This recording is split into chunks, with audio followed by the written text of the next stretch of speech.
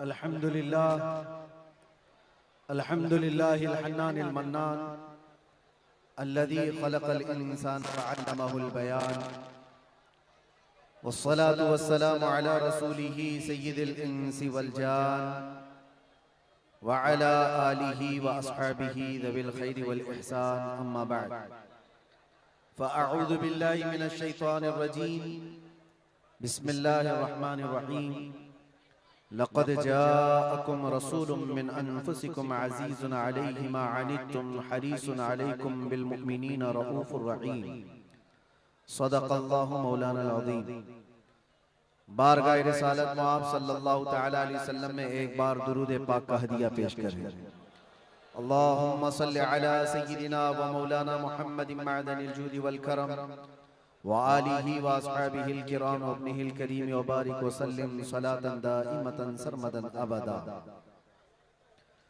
आई नई हुकूमत सिक्का नया चलेगा, आई नई हुकूमत सिक्का नया चलेगा, आलम में रंग बदला सुबह शबे विलादत, हश्र तक डालेंगे हम पैदाइशे मौला की धूम, मिस्ले फारस नजद के किले गिराते जाएंगे, खाक हो जाएं अदू जलकर मगर हम तो रजा, दम में जब तक दम है जिक्र उनका सुनाते जाएंगे।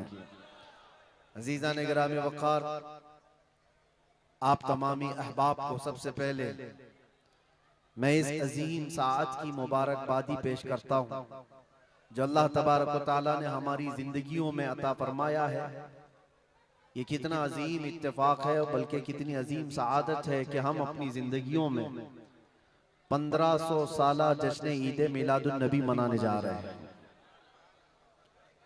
अल्हम्दुलिल्लाह, ये रसूल करीम सल्लल्लाहु तआला अलैहि वसल्लम की विलादत बासआदत का 1500 सालाना जश्न ईद मिलाद हम सुन्नियों की किस्मत में मनाने आ गया है।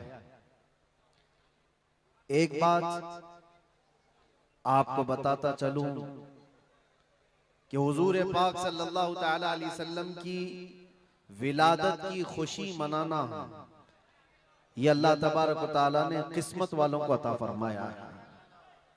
जिसकी किस्मत अच्छी है वो हुजूर पाक के जिक्र से खुश भी होता है, फलता भी है और फूलता भी है, और जिसकी किस्मत फूटी है वो जलता भी है, जलाता भी रहता है।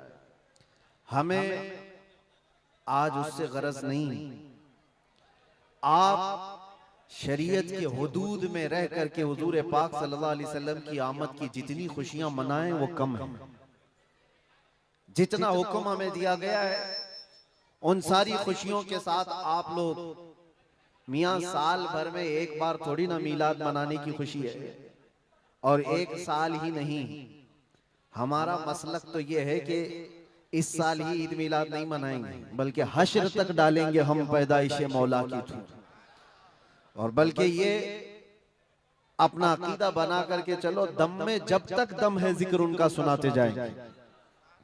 और हो सकता है प्रोग्राम के लिए, स्टेज के लिए और फिर माहौल बनाने के लिए परमिशन लेना पड़ता हो, लेकिन हुजूर पाक का जिक्र करने के लिए किसी सुन्नी को किसी के परमिशन की जरूरत नहीं। आशिक रसूल, उसका अकीदा तो ये है, मैं वो सुन्नी हूं जमीले कादरी, मरने के बाद मेरा लाशा भी कहेगा अस्सलातु वस्सलाम। हमारा तो ये तौर तरीका है।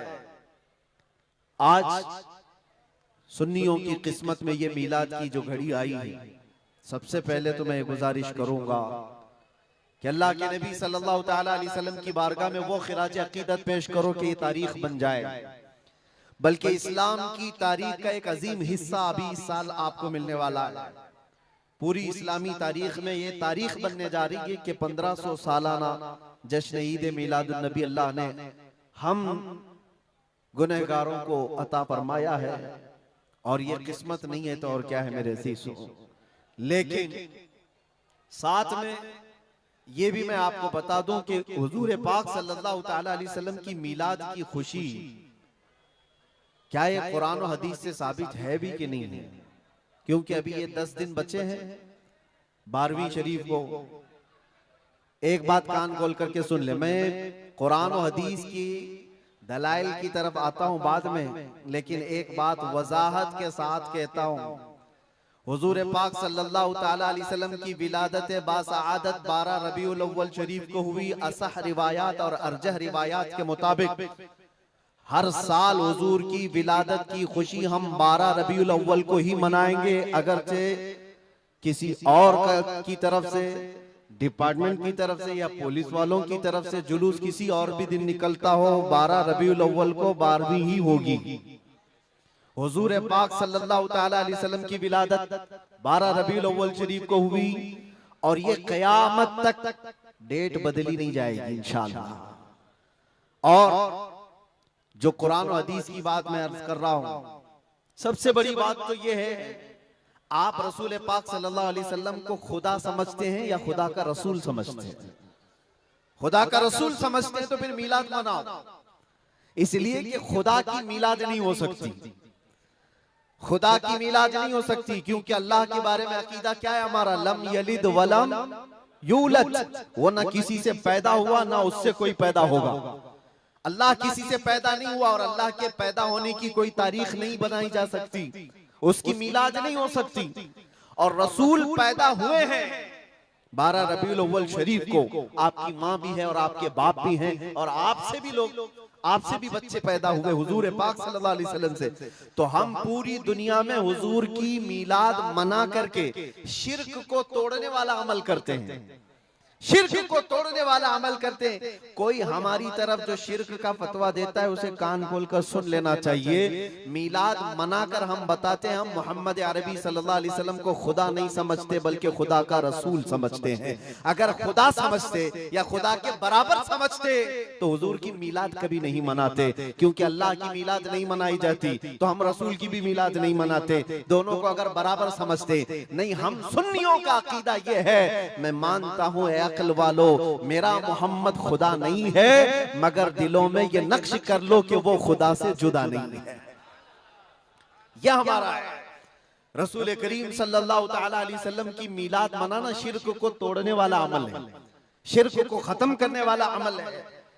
और आपको एक बात ये भी बता दूं, हुजूर अकरम सल्लल्लाहु ताला अलैहि वसल्लम की विलादत जिस दिन हुई थी पूरी कायनात में बहुत कुछ तब्दीलियां आई थी, जो सही रिवायात में मौजूद हैं। बहुत तब्दीलियां आई थी। अरब उस वक्त जो रेगजार था, सहरा था, सब्जा देने लग गया, बारिशें बराबर होने लग गई। अरब में आज भी बारिश नहीं होती है, साल में 2-4 बार बारिश के खतरात गिर गए, अलग बात है। मौसम बाज़ाब्ता जैसे बारिश का यहाँ होता है नहीं होता। लेकिन जिस साल हुजूर पाक सल्लल्लाहु अलैहि वसल्लम की विलादत होने वाली, अरब में सब्जे उगने लग गए या बारिश होने लग गई है। और उस साल जो हालात की तब्दीली थी, मुल्क शाम में एक नदी जो सूख चुकी थी वो अचानक जारी हो गई, पानी भर आया। और एक नदी जो हमेशा बहती वो अचानक सूख गई। एक आतिश कदा था 1000 साल से जिसकी आग को बुझने नहीं दिया गया था ईरान के नुजूमियों ने, आतिश परस्तों ने, अचानक वो आग भी गुल हो गई। एक ही दिन में सब चीजें हो रही हैं। और कायनात में ये जो बड़ी बड़ी तब्दीलियां हुई थी, उस दिन एक और तब्दीली, बुत सारे औंधे मुंह गिरे हुए थे। जो 12 रबीउल अव्वल शरीफ का दिन था, ये सही रिवायात से मैं बता रहा हूं, बुत औंधे मुंह गिरे हुए। लेकिन एक बहुत बड़ा मसला हुआ था जिसकी तरफ इमाम अहले सुन्नत फाजिल बरेलवी रहमतुल्लाह ताला अलैह अपने शेर में इशारा करते हुए फरमाते हैं, क्या एक बहुत बड़ी तब्दीली ये हुई थी कि मुल्क फारस का जो बादशाह है किसरा, उसका किला इतना मजबूत था कि उसकी हिफाजत के लिए 1 लाख फौजी खड़े रहते थे, सिर्फ किले की हिफाजत के लिए। और वो किला इतना मजबूत कि उनका दावा था, उनका चैलेंज था कि इसको कोई तोड़ नहीं सकता, इसको मिटा नहीं सकता। लेकिन 12वीं शरीफ का दिन या सुबह के वक्त अचानक किले के अंदर जलजला आया और दीवार फट गई। और ऐसी फटी कि उसमें से एक आदमी जा सकता है, आ सकता है। आज भी वो शकशुदा दीवार के साथ किला मौजूद है इराक में, जिसको किलातुल किसरा कहा जाता है आज भी।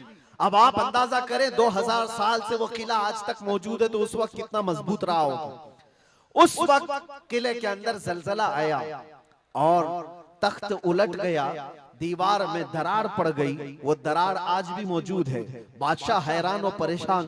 दूसरे दिन सारे नजूमियों को बुलाया गया और पूछा गया कि ये क्या माजरा है कि इतना मजबूत किला कैसे ये टूट गया, या इसकी दीवार में शगाफ कैसे आ गई है। तो सारे नजूमियों ने अपने इल्म के मुताबिक जो नतीजा निकाला, बादशाह से कहा दर हकीकत ये जलजला आम जलजला नहीं है, ये तेरी दीवार का टूट जाना ये आम सी बात नहीं है। हमारा इल्म ये बता रहा है कि इस रूए जमीन पर अल्लाह का कोई नबी पैदा हुआ है जो तेरी सल्तनत को खत्म करने वाला है। एक बच्चा अरब में ऐसा आया है, आई नई हुकूमत, सिक्का नया चलेगा, आलम में रंग बदला, सुबह शबे विलादत। उस दिन जो हुआ था उसको इमाम अहले सुन्नत क्यों फरमाते हैं, वो एक दिन की बात है ना।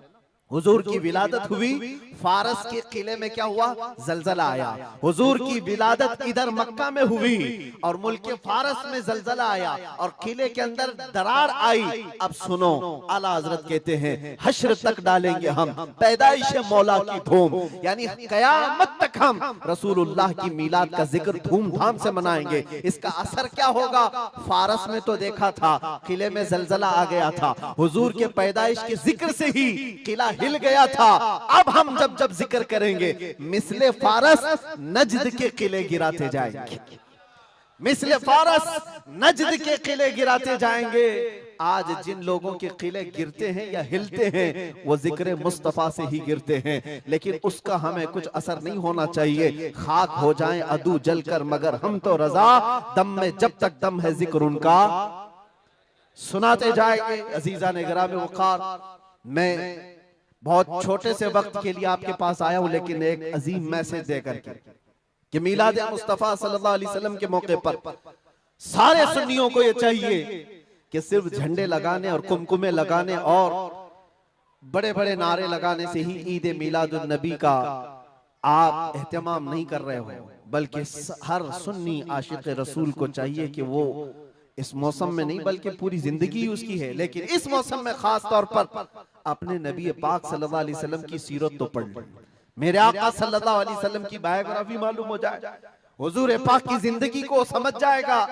तो मेरे अजीजों, ये हवाओं के झोंकों से उसका कभी कुछ बाल बेका नहीं हो सकता।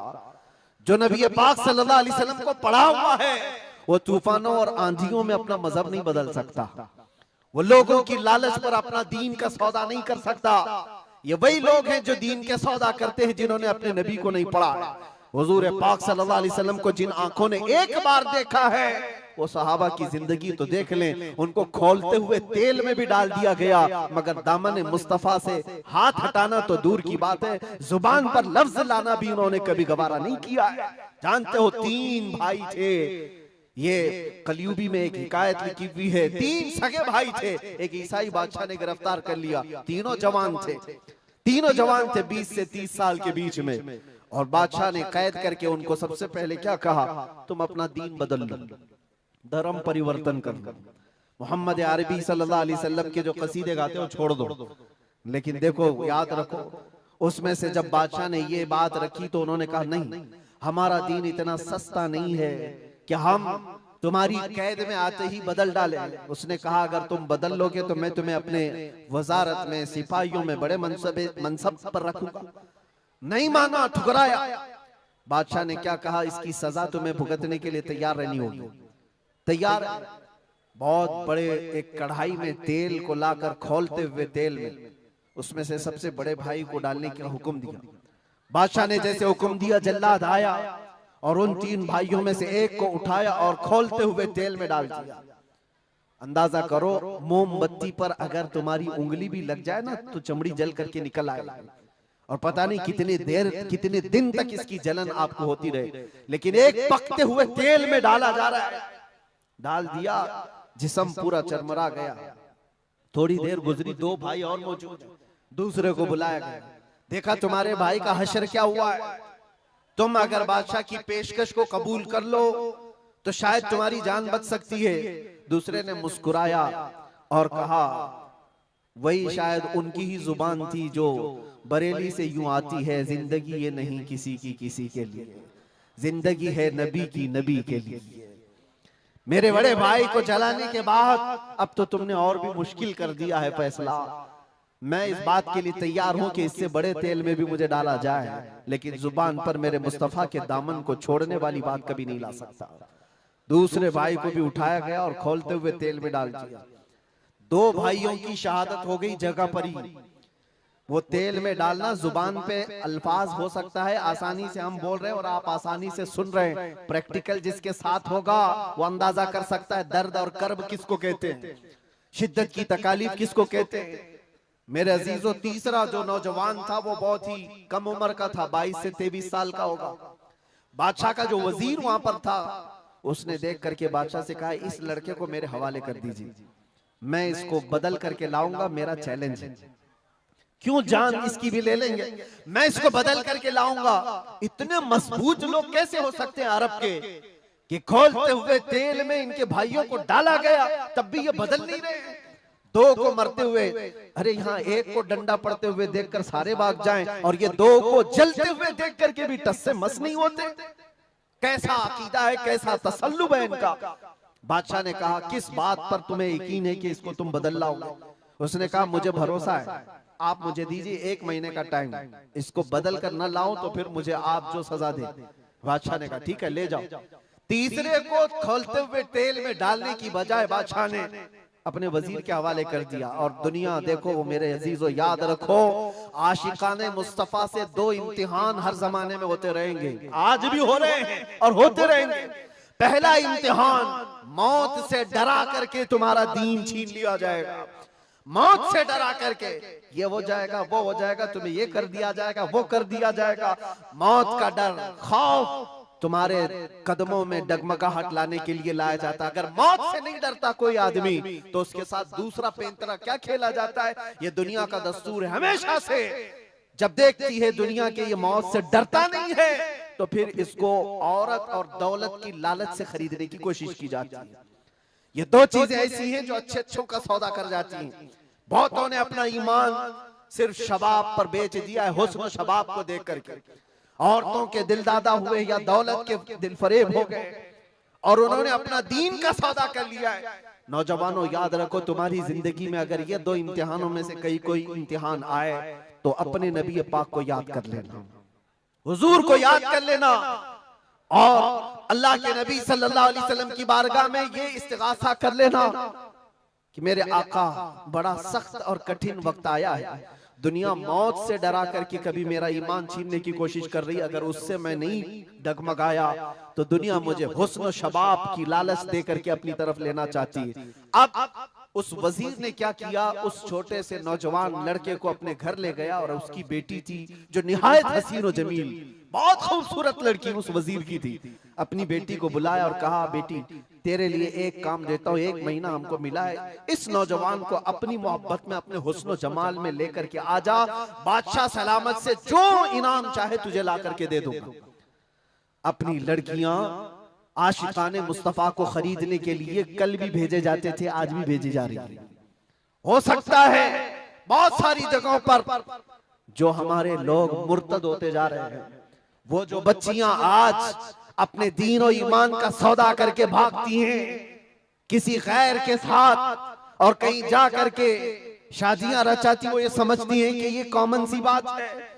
वो दीन बेचने वाले लोग हैं, उनका हिस्सा दीन इस्लाम में कुछ नहीं। कल क़यामत के दिन देखना, तुमने अपने नफ्स की खातिर एक गैर मुस्लिम के साथ भाग करके निकाह किया, चाहे वो बेटी हो कि बेटा हो, अपने दीन से सौदा किया है और गद्दारी की है। कल क़यामत के दिन मुंह तो अल्लाह को दिखाना है, हुजूर की शफाअत के बगैर तो कुछ होना नहीं है। देखना हश्र में जो हुजूर पाक सल्लल्लाहु तआला अलैहि वसल्लम के साथ तुम खड़े रहोगे कि हम खड़े रहेंगे, वो वक्त आने वाला है। उस नौजवान के साथ क्या हुआ, वजीर ने अपनी बेटी तो लगा दी। अल्लाह की पनाह मेरे अजीजों, हुजूर पाक का इश्क का एक कतरा भी जिसके दिल में आता है, ऐसी चीजें उसके पांव को नहीं डगमगाती, ना कभी उसका ईमान खरीद सकती हैं, ना उसके दीन का सौदा कर सकती हैं। वो लड़की रोजाना आती, रात के वक्त बैठ जाती, और ये नौजवान जैसी महसूस करता, मेरे कमरे में अकेले तन्हा रहने के बावजूद वजीर की खूबसूरत हसीन और जमील बेटी, जिसके निकाह के पैगाम बादशाहों के औलाद से आया करते थे,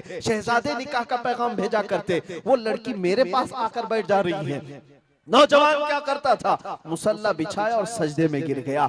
जब तक वो उठती नहीं थी ये सर उठाता नहीं था। ये रात भर के सजदे इसके इसी तरह रहते। वो ऊँगती रहती, देखती रहती, इंतजार करती रहती और थक करके वापस चली जाती। महीना गुजरने को आया था मेरे अजीजों, उस नौजवान ने आंख भरकर एक बार देखा भी नहीं। और वो थक हार करके महीना खत्म होने के बाद उस नौजवान को मुखातब करके कहती है, ऐ नौजवान एक बार मेरे हुस्न को देख तो ले। मुझे देखने के लिए बादशाहों के बेटों की भी कतार लगती है, कई बड़े बड़े लोग पैसों के अंबार लगा सकते हैं मेरे हुस्न को देखने के लिए। एक तू है कि मैं आता हूं तो मुसल्ले पे गिर जाता है। उठ एक बार देख तो ले, मुझे अल्लाह ने कैसा हुस्न दिया है, कैसा जमाल दिया है, एक बार देख तो ले। उस नौजवान ने आंखें झपकाए बगैर, पलटे बगैर जवाब दिया कि ऐ खातून तू अपना ये हरबा इस्तेमाल करना बंद कर दे, ये तेरा काम मुझ पर चल नहीं सकेगा। वजह यह है जिन आंखों में एक बार जमाले मुस्तफा बस चुका हो उसको दुनिया का हुस्न कभी धोखा नहीं दे सकता, दुनिया का जमाल उसे खरीद नहीं सकता। वो खातून उठ गई और जवान की इन बातों से उसके दिल पर ऐसा वलवला तारी हुआ। वो खातून कहती है, ऐ नौजवान खड़ा हो जा, मैं तुझे खरीदने नहीं आई, मैं तुझे अपनी दामे फरेब में फंसाने नहीं आई, उठ जा, अब मेरी एक अर्जी सुन ले। नौजवान उठा और पूछा क्या अर्जी है। कहती है कि मैं अब तेरी मोहब्बत में गिरफ्तार हूँ, मैं चाहती हूँ कि तू मेरे दीन में ना आ बल्कि तू अपने दीन में मुझे दाखिल कर ले। जिसके हुस्न ने तेरी आंखों को ऐसा बाकमाल बनाया है कि तन्हा होते हुए भी कभी तूने मेरे हुस्न को नहीं देखा। मैं चाहती हूँ कि उस हुस्न के पैकर जमाले मुस्तफा की मैं भी दिलदादा हो जाऊं। उस नौजवान को उठाया और कहा, मुझे पढ़ा दे ला इलाहा इल्लल्लाह मुहम्मदुर रसूलुल्लाह। हर जमाने में आशिकाने मुस्तफा जो होते हैं, हर जमाने में जो आशिकाने मुस्तफा होते हैं वो दूसरों की छाप अपने ऊपर लेते नहीं हैं बल्कि जहां जाते हैं अपनी छाप दूसरों पर छोड़ करके आते हैं। यही होती है जिंदगी आशिकाने मुस्तफा की। उस नौजवान ने उसे कलमे तैयबा पढ़ाया और उस खातून ने कहा, चलो यहाँ से निकलो, कुफरिस्तान से निकल करके हम निकाह करते हैं और साथ जिंदगी गुजारेंगे। तवज्जो चाहता हूँ, तवज्जो चाहता हूँ, ये मेरी बात को खत्म होने दो।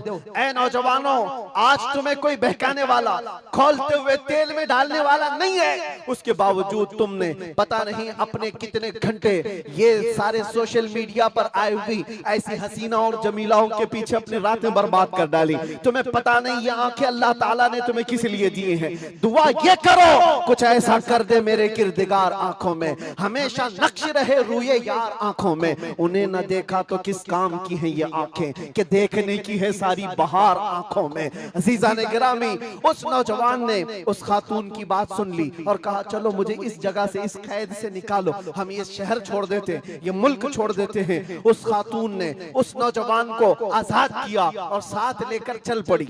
शहर भी छोड़ दिया, बाहर निकल पड़े। रात का वक्त है, अचानक वो आधा रास्ता तय किए कि पीछे से घोड़ों के दौड़ने की आवाज आई। तवज्जो चाहता हूँ, एक फौज आ रही है और हिनहिनाने वाले घोड़ों की आवाजें आने लगी। दोनों डर गए। नए लोग हैं, नौजवान लड़का है, नौजवान लड़की है और शहर से भागे हुए हैं, दीन इस्लाम कबूल करके निकले हुए हैं।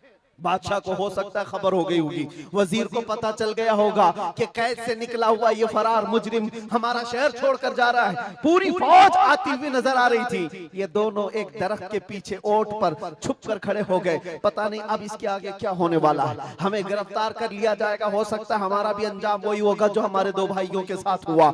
लेकिन इत्तेफाक की बात है, वो घोड़े करीब से करीब आते गए, वो फौज करीब आ गई और जब आ गई तो करीब आकर वो फौज रुक गई। इन्होंने देखा नहीं ये फौज कौन थी, ये लोग कौन थे। दरख्त के पीछे छुपे हुए हैं नौजवान और वो दोशीजा। अचानक आने वाली फौज में से एक गरजती हुई आवाज आती है। नाम लेकर के नौजवान का पुकारा जाता है, ऐ फलां बिन फलां बाहर आ जा, बाहर आ जा। बाहर ये नौजवान आता है तो देखता है बादशाह की फौज नहीं है, वजीर की फौज नहीं है, बल्कि वो दोनों शहीद भाई घोड़े पर सवार है और सारी फौज में रसूलुल्लाह के वो शहीद सहाबा तशरीफ लाए हुए हैं। नारे तकबीर, नारे रिसालत, नारे रिसालत। ये नौजवान घबरा गया और पूछा, मैं अपने भाइयों को देख रहा हूँ घोड़ों पर सवार हैं, चंद दिनों पहले बादशाह ने खोलते हुए तेल में इनको उड़ेल दिया था, इनके जिस्मों को जला दिया था। ये देख करके आप कपकपी जिस्म पर तारी है, भीगी आंखों से पूछने लगा, बड़े भाई आप लोगों को जला दिया गया था, तेल में खोलते हुए डाल दिया गया था, आप लोग यहाँ कैसे आए? दोनों भाइयों ने कहा, ऐ मारे नन्हे भाई, क्या तूने कुरान की आयत नहीं पढ़ी, वला तक़ूलू लिमन युक़तलु फी सबीलिल्लाहि अमवात, अल्लाह की राह में जो मारे जाएं उन्हें मुर्दा न कहो। नौजवान ने पूछा, तुम्हें दर्द कितना हुआ होगा जब जलाया गया था, खोलते हुए तेल में डाला गया था, कर्ब कैसा था, तकलीफ कैसी थी? तवज्जो चाहता है नौजवानों, इश्क़ मुस्तफा में बर्दाश्त किया हुआ दर्द कुछ नहीं होता है। उन नौजवानों ने कहा, दर्द कौन सा, कर्ब कौन सा, तकलीफ कौन सी? तूने हमें डालते हुए देखा है, खोलते हुए तेल में, जलती हुई चमड़ी देखा है, लेकिन हमें दर्द का एहसास नहीं हुआ, इसलिए कि जिस वक्त जल्लाद हमें तेल में डाल रहा था, सामने तो हमें जमाले मुस्तफा नजर आ रहा था। जहां मुस्तफा का हुस्न हो, फिर दर्द किस बात का, कर्ब किस बात का? इसीलिए तो सहाबा का ये नारा था, या रसूलुल्लाह, या रसूलुल्लाह, कुल्लु मुसीबतिन बादका जुललुन, ऐ अल्लाह के रसूल, अगर आप हैं तो फिर हर मुसीबत हल्की है, हर मुसीबत छोटी है। ऐ नौजवानों, दुनिया ने खरीदने की कोशिश की है, लेकिन जो जमाले मुस्तफा का दिलदादा है वो दुनिया के हालात से न बिकता है न झुकता है। अपना मिशन ऐसा बनाओ कि तुम्हें 100-500 रुपए में खरीदे जाने वाली कौम का लक़ब न दिया जाए, बल्कि इकबाल आज से 100 साल पहले कहता था, इकबाल शायर मशरिक, अंग्रेजों ने क्या कहा था हमारे मुतालिक, वो अपने शार में कहा है। अंग्रेज क्या कहते थे? थक गए थे, थक गए थे।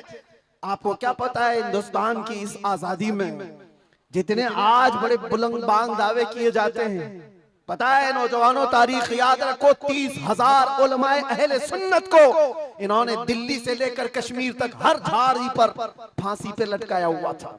30,000 उलमाए अहले सुन्नत।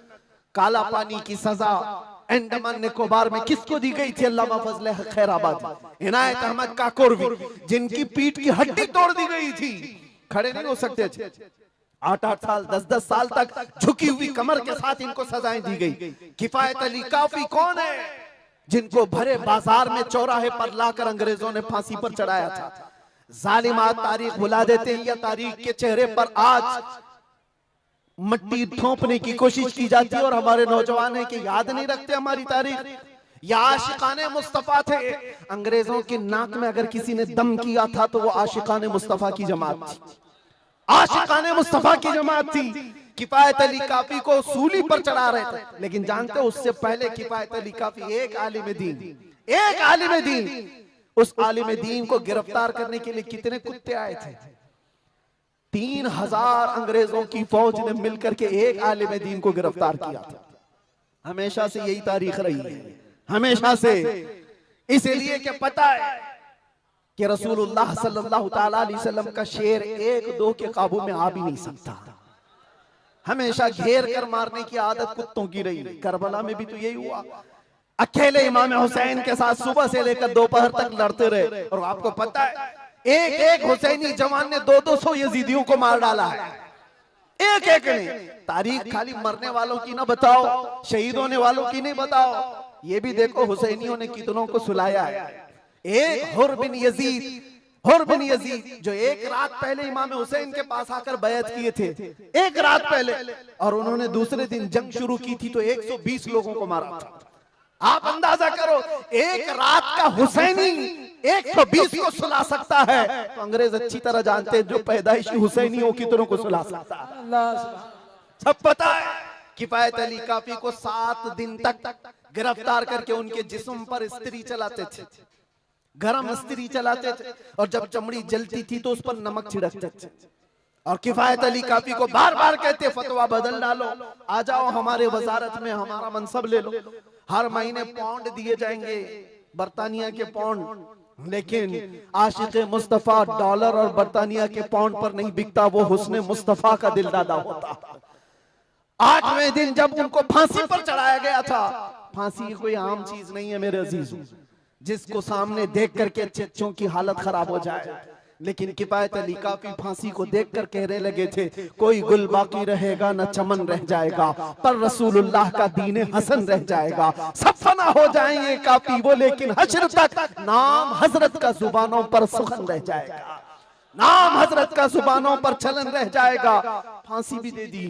ये सारे जो मामलात हुए आशिकाने मुस्तफा सल्लल्लाहु अलैहि वसल्लम हर जमाने में आजमाए गए। और मैं कह रहा था क्या बात, इधर उधर न जाए बात, अंग्रेज मजबूर होकर ये कहने पर आ गए थे, ये फाकाकश मौत से डरता नहीं जरा, ये फाकाकश मौत से डरता नहीं जरा। आशिकाने मुस्तफा ने हर जमाने में लोगों की नाक में दम कर रखा है, तादाद में थोड़ी ही क्यों ना हो, तादाद में थोड़ी क्यों ना हो, लेकिन डर इनको सबसे लगता है। क्या आपने तारीख नहीं देखी?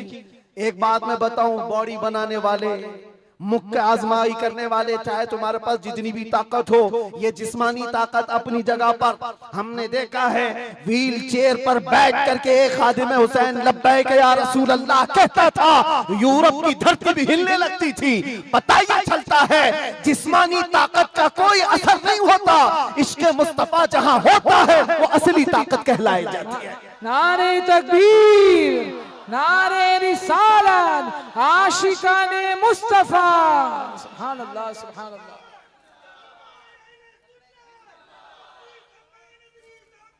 जिंदाबाद, अल्लाह अकबर, आला हजरत, आला हजरत, आला हजरत, आला हजरत, अल्लाह अकबर, या रसूल अल्लाह, जिंदाबाद, जिंदाबाद। मेरे अजीजों, बात सिर्फ इतनी है, यही मैंने एक साहब से पूछा था कि मियां तकरीरें बहुत होती हैं, भाषण भी बहुत होते हैं, क्या क्या नहीं कहा जाता। हमने खाली कुछ देर की खामोशी ही तो कहा था। खामोशी कहना क्या इतना बड़ा जुर्म बन गया? वो तो आप सबको भी पता है कहां कहां से हमारे जुलूस निकाले गए, कहां कहां का क्या क्या देखा। बहरहाल मैं वो दास्तानें बताने नहीं आया हूं, लेकिन इतनी बात मुझे आज भी एहसास दिलाती है, ये अल्लाह का करोड़ एहसान है। तुमने मुझे हथकड़ियां पहनाई है, घुमाया, जहां भी रखा, जिस तरह भी रखा। 8 महीने क्या 8 साल रखते या 80 साल अगर उम्र होती तो रखते, इससे फर्क नहीं पड़ता। डर तो ये था कि चोरी में नहीं ले गया, डकैती में नहीं ले गया, रेप में नहीं ले गया, मर्डर में नहीं ले गया। दुनिया को तुम्हें बताना पड़ेगा इस आलिम को क्यों ले गया, तो तुम पुकार करके यही कहोगे इश्क मुस्तफा की बात करता था इसलिए ले गया। सुभान अल्लाह, लब्बैक लब्बैक लब्बैक या रसूल अल्लाह, लब्बैक लब्बैक लब्बैक या रसूल अल्लाह, लब्बैक लब्बैक लब्बैक। हमारा जुर्म यही तो है, दुनिया को तुम्हें बताना होगा क्या जुर्म किया था। अपनों को भी बताओ और दूसरों को भी बताओ। इसलिए मेरे अजीजों, कई मर्तबा ऐसा हुआ कि हमने अपने साहबों से पूछा भी था कि बात क्या है, छोटी सी बात को इतना ज्यादा क्यों बनाया गया। उन्होंने कहा बात छोटी है, लेकिन हमको ऐसा लग रहा है कि कई सालों से जो मरे हुए वो भी खड़े होने लग रहे हैं, कई सालों से जो सोए हुए हैं वो भी उठने लग रहे हैं। हम नहीं चाहते कि इस तरह का माहौल बन जाए, लेकिन याद रखना मेरे अजीजों, इश्क मुस्तफा पर बात करना, इज्जत मुस्तफा का चर्चा करना, अगर ये जुर्म है तो ये जुर्म मौत तक 1000 बार हम करते रहेंगे, 1000 बार करते रहेंगे। इसलिए कि इससे कोई समझौता नहीं। हाँ, हम कानून के खिलाफ कोई बात नहीं करते। अगर अपने नबी पाक की इज्जत की बात करना जुर्म है तो ये जुर्म तो हम करते ही रहेंगे, ये करता रहे, हर नौजवान भी करेगा। नामे मुस्तफा लेना कोई जुर्म नहीं है, हुजूर की इज्जत की बात करना कोई जुर्म नहीं है। लेकिन एक साहब ने कहा, मुझसे कहा कि मुफ्ती साहब आप बयान करो, जितना करना है अपने नबी की तारीफ करो, जो करना है करो, लेकिन आप ये दूसरों को कुत्ता क्यों बोलते हो, ये सारी चीजें क्यों कहते हो। मैंने कहा अगर आपकी माँ को कोई बदकार कह दे, आपकी माँ को कहे कि बदकार है, तो आपको कैसा लगे। तो खड़े हो गए, कहा मेरी माँ को क्यों मिसाल में ला रहे हो, आप मेरी माँ के बारे में मिसाल क्यों दे रहे हो। मैंने कहा अभी तो मिसाल ही दिया, गाली नहीं दिया, खाली मिसाल, सपोज, एग्जाम्पल, इस पर आप इतना भड़क गए। याद रखो मेरे अजीजों, आप अपनी माँ से जितना मोहब्बत करते हैं, करोड़ों माँ से ज्यादा एक सुन्नी आशिक रसूल अपने नबी से मोहब्बत करता। हमारी जाने कुर्बान उस नबी पाक की जात पर। आप रुए माजना में मुस्तफास, आप क्या समझते हो दुनिया में जो इज्जत है वो हमारी टोपी दाढ़ी से है, हमारे जुब्बे कुब्बे और हमारे रंगो नस्ल से है। हमें इज्जत हमारे रंगो नस्ल और हमारे नाम और नमूद, हमारे इल्म और हमारे मनसब, हमारी पगड़ी और हमारे जुब्बे नहीं दिलाते। हमें जो इज्जत मिलती है वो किस बात पर? जब तक बिके न थे तो कोई पूछता न था, या रसूल अल्लाह तुमने खरीद कर हमें अनमोल कर दिया। ये नाज ये अंदाज हमारे नहीं होते, झोली में अगर टुकड़े तुम्हारे नहीं होते, जब तक के मदीने से इशारे नहीं होते, रोशन मेरी किस्मत के सितारे नहीं होते। बेदाम ही बिक जाए ये बाजार नबी में, इस शान के सौदे में खसारे नहीं होते।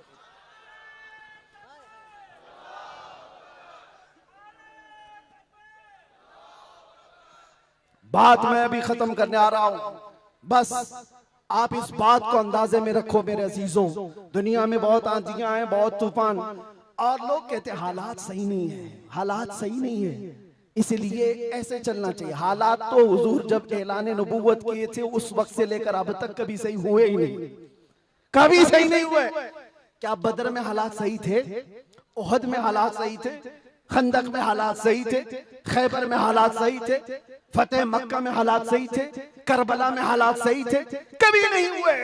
तो ये क्या ताना दिया जाता है, ये क्या मसलहत और हिकमत की बात की जाती है? हालात बड़े पेचीदा हैं, हालात बड़े सख्त है मेरे अजीजों। ये क़यामत तक ऐसे हालात रहने वाले। सतीजा कार रहा है अजल से ता इमरोज, शरारे बूलहबी से चराग मुस्तफवी, हर जमाने में ये हालात रहेंगे। आशिक मुस्तफा को इन्हीं हालात में परचम रिसालत बुलंद करके रखना है। वो सहाबा से पूछो जो निकल पड़ते थे, पैरों में चप्पल नहीं और कपड़ों पर पैबंद लगे हैं, एक खजूर की गुठली पर पूरा दिन गुजार लेते थे, फाका कश थे, लेकिन उनसे पूछो क्या उनके लिए हालात सही थे? जब अफ्रीका जा रहे थे, जब यूरोप की कलीसाओं में अजानें दे रहे थे, अफ्रीका के तपते हुए सहराओं में नामे मुस्तफा बुलंद कर रहे थे, उनसे पूछो हालात सही थे? वो कहेंगे कहां के हालात सही थे, उस वक्त भी हालात सही नहीं थे, लेकिन उसके बावजूद उन सहाबा का हाल ये था, दस्त तो दस्त है, दरिया भी न छोड़े हमने, बहरे जुल्मात में दौड़ा दिए घोड़े हमने। आ गया ऐन लड़ाई में गर वक्त नमाज,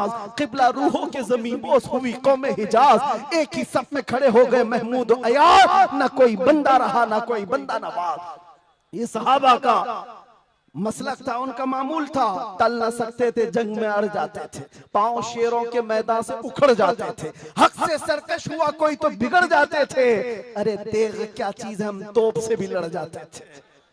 अजीजा ने गिरामी, आप मजबूती पैदा करो नामे मुस्तफा के साथ। आला हजरत की एक बात बड़ी प्यारी लगी, आप बड़े परेशान थे और ये बात मैं आपको बताकर चलूं, जो इस हक रास्ते पर आएगा उसे समझ करके चलना पड़ेगा कांटों के रास्ते हैं।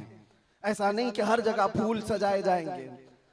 लोग ये समझते हैं नामों से रिसालत की बात करें और फिर हलवे पराठे खाते रहे और हम नजराने लेते रहे लोगों के यहाँ जाकर के। लोगों को ऐसा लगता है, आज मैं इस बात की वजाहत करता हूँ, वल्लाह बिल्लाह तल्लाह, कभी मुझे फकीर की कभी ये ख्वाहिश नहीं होती कि लोग मेरे नाम का नारा लगाएं, कभी नहीं। जो नारा लगे वो मेरे मुस्तफा के नाम का हो। हमारी अपनी कोई इज्जत नहीं है, हमारा इस्तेकबाल करना कहीं पर किसी के लिए वाजिब नहीं। आपकी मोहब्बत सर आंखों पर, लेकिन मैं इसका आशिक नहीं और ना ही इसका ख्वाहिशमंद, न ही बुलंदो बाला इस्तेकबाल के साथ बड़ी गाड़ियों में आना, ये ताम झाम कभी मुझे इस चीज की ख्वाहिश नहीं रही। और अगर ऐसी ख्वाहिश होती तो इस गली में आकर के आपसे बयान नहीं कर रहा होता। हमने लाखों का मजमा भी देखा है, लेकिन एक बात है, इस रास्ते पर चलने वाले को ये सोच करके चलना होगा कि आजमाइश होगी और इम्तिहान होगा। कई मर्तबा दौलत से खरीदे जाने की कोशिश की जाएगी, माल और मनसब दे करके, या कभी हुस्न शबाब दे करके, या कभी मौत की धमकी दे करके। ये सारी चीजें हमने देखी हैं अपनी जिंदगी में, बहुत छोटी जिंदगी में मौत की धमकी भी दी गई है। और मुझसे ये कहा गया था कि अगर छूट गए तो ये समझ लेना कि दूसरा अवतार मिला है आपको।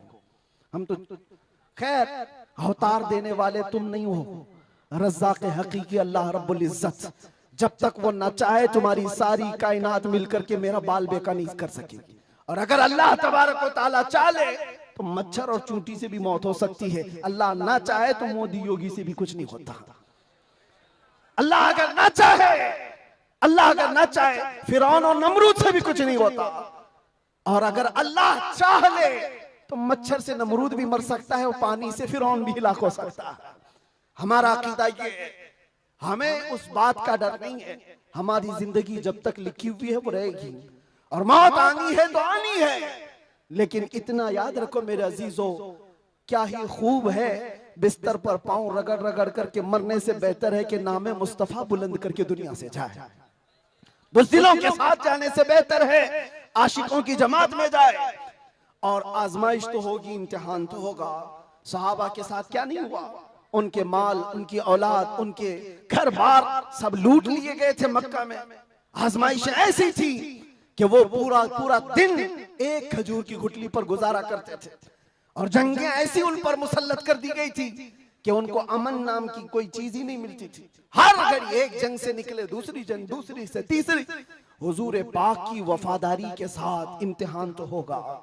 आज मिलाद मुस्तफा है, नबी करीम सल्लल्लाहु ताला अलैहि वसल्लम के 1500 साला जश्न ईद मिलाद की हम तैयारियों में अपने ईमान को मजबूत करो, अपने अकीदे को मजबूत करो, इश्क रसूल इतना बढ़ा लो। मैं कभी कोई तलवार बंदूक बारूद की बात नहीं करता, ना ही मैं कभी कोई खुफिया मीटिंग करता हूँ, ना ही मैं कभी कोई तंजीम की बात करता हूँ कि तुम इस तरह की तंजीमें बनाओ, खुफिया मीटिंगें करो, लड़ने भिड़ने के मंसूबे बनाओ। नहीं, जो हमारी बात रिकॉर्ड कर रहे हैं वो भी सुन ले।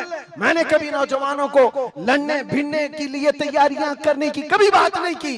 अरे मियाँ, मैं तो ब्लेड और चाकू की भी बात नहीं करता, प्लास्टिक की भी नहीं बात करता। मैं सिर्फ ये चाहता हूँ सर से लेकर पैर तक इश्क़ मुस्तफा में ऐसे ढल जाओ जिस गली से गुजरो मदीने की खुशबू आने लगे। तुम्हारा चलना फिरना कई कीड़ों की मौत का सबब बन जाएगा। आपको किसी हमले की जरूरत नहीं, आपको किसी पर अटैक करने की जरूरत नहीं। अपने दिल के अंदर इश्क़ मुस्तफा ऐसा बिठाओ, ऐसा बिठाओ। हमने देखा है मेरे अजीजों, हमने तन्हाई में बैठ के भी दिन गुजारे हैं और कई ऐसों के बीच में भी बैठ के दिन गुजारे हैं। हमारी अपनी तारीफ के लिए नहीं कह रहा, जहां ऐसे क्रिमिनल लोगों के बीच बैठते थे जो 20-20 साल से क्राइम में मुब्तला हैं, छोटे मोटे नहीं, मर्डर भी, रेप भी, ड्रग्स भी, सब उनके बीच बैठ करके देखा है। जब हुजूर पाक की बात की जाती है तो उनकी आंखों में भी आंसू आते हुए देखा है और तौबा करते हुए भी देखा है, रमजान में तरावी पढ़ते हुए भी देखा है। मैंने ये महसूस किया है दुनिया का एक ही इलाज है, इस उम्मत का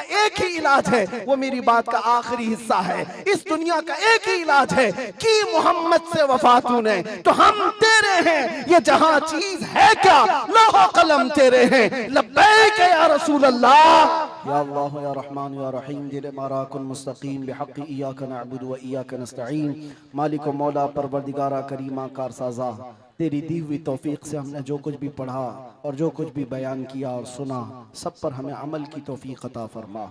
हमारे इस जलसे पाक को अपनी बारगाह में शरफ़ कबूलियत अता फरमा। ए रब्बे करीम, इस जलसे ईद मिलादुन नबी को हमारी नजात का जरिया बना दे, हमारी बख्शिश का सामान बना दे। ए अल्लाह, हम सब के गुनाहों का कफ़ारा बना दे। जितने बच्चे, बूढ़े, जवान, मर्द, ख़वातीन इस जलसे पाक में हाजिर है मौला, इस जलसे से निकलने से पहले सबकी बख्शिश का ऐलान फरमा दे। अल्लाह, नाम मुस्तफ़ा के लिए हाजिर आए हुए ये चेहरे हैं, इश्क़ मुस्तफ़ा की भीख मांगते मौला, हमारे दिलों से हुब्बे दुनिया को ख़त्म फरमा दे, हमारे दिलों पर दूसरों का रौब और खौफ ख़त्म फरमा दे। अल्लाह करीम, इस दिल को तेरे दरबार में पेश करते इसमें इश्क़ मुस्तफ़ा अता फरमा दे। अल्लाह, हमारा दिल धड़कता रहे तो तेरे नबी पाक के नाम से धड़कता रहे। हम सबको नामूस मुस्तफ़ा के सिपाहियों में शुमार फरमा। अल्लाह, इस पूरे इलाके को मरकज़ इश्क़ रसूल बना दे। अल्लाह, हमारी नस्लों में क़यामत तक आशिकाने मुस्तफ़ा पैदा फरमा। हमारी औलाद को, हमारी नस्लों को, हमारे ख़ानदान को बदअक़ीदा और गुमराह होने से महफूज फरमा। या रब्बल आलमीन, या अकरमल अकरमीन, जिस तरह इन्होंने इस जलसे को सजाया है, इनको और हम सबको हमारी कब्रों को सजाने की तौफ़ीक़ अता फरमा। अल्लाह, हम सब की कब्रों को रोशन फरमा दे, या रब्बल आलमीन, या अकरमल अकरमीन, हमारी माओं, बहनों, बच्चियों, बेटियों, बहुओं, बीवियों, सबको हमने तेरे हवाले कर दिया, उनकी इज्जतों की हिफाजत फरमा। ऐ अल्लाह ए करीम खुदा, हम सब में जो बीमार हैं उन्हें शिफा अता कर दे, जो भी औलाद है उन्हें साहब औलाद बना दे, और जो कर्ज में डूबे हुए उनके कर्जों में आसानियां अता कर दे।